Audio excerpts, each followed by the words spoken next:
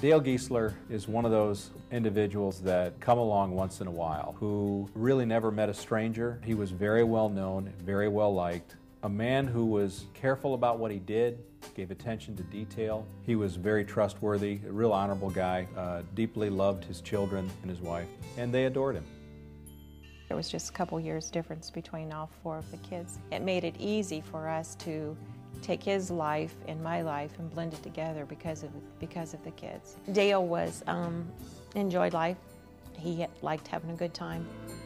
He was a self-employed sales manufacturer rep, and he worked out of the home, so he was home every day.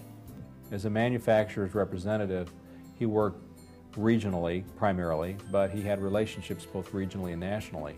Dale's first purchase was a whole life plan, was a whole life type of plan, and then subsequently he purchased more whole life insurance, and that's where the purchase of disability income came in, to make sure that in the event of either sickness or injury, his income would be impacted as well as it would be in the event of his death. He always had a dream to build a certain kind of house. He wanted a log cabin.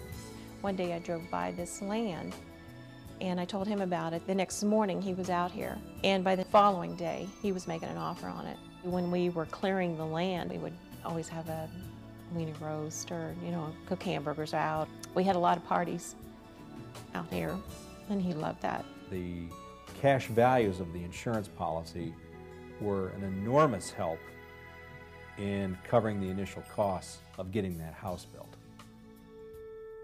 He was diagnosed later that year in November that he had CLL. CLL is chronic lymphatic leukemia. In 2001, Dale got very sick, and it was at that point that we had to apply for the benefits that were available under his disability income insurance. After some careful consideration, he and Diana flew to the Anderson Clinic in Texas, and he was given new hope by the physician there.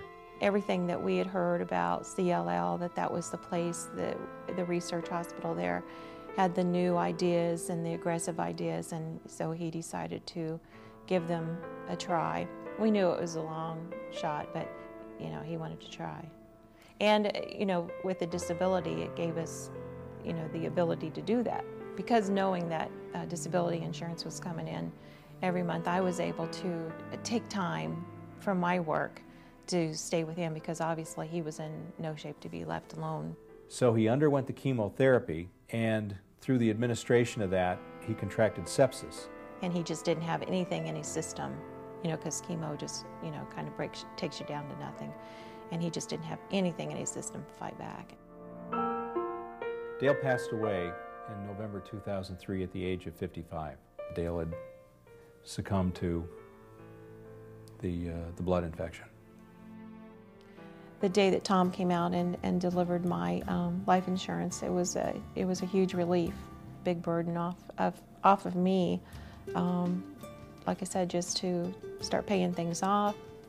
I was able to do some things that I'd been wanting to do for a long time that I wasn't able to do with Dale being sick, and not knowing about your finances. That's the one thing with, when you have someone terminally ill, you don't know where you're going. You can't make a plan for the future because you're not sure.